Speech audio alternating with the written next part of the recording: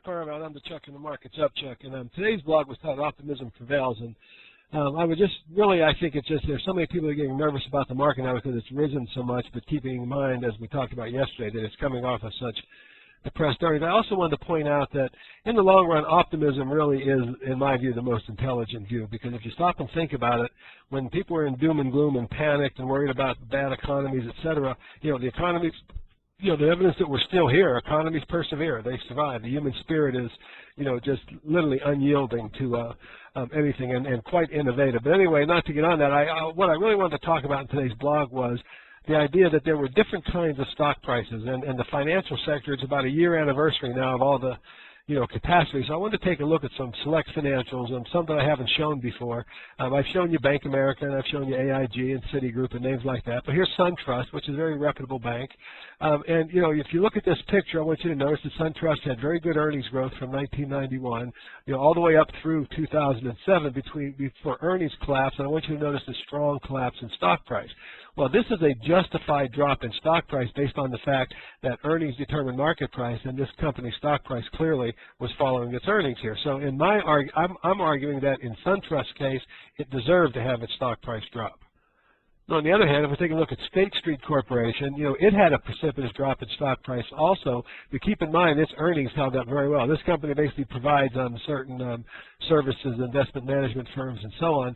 But the real point is they had good earnings here. The stock price collapsed, and look at the recovery that you had here, because here was a case where you had this precipitous drop in stock price that was not justified by the earnings. In fact, frankly, it was more a function of being overvalued and therefore vulnerable as it was, involved in the financial industry.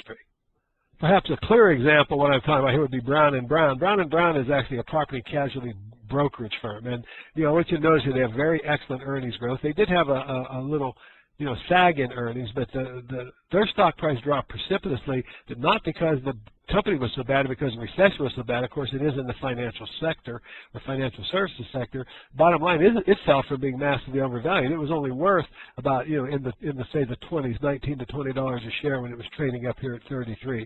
So it was vulnerable based on overvaluation, because valuation is obviously a very critical factor in looking at investments.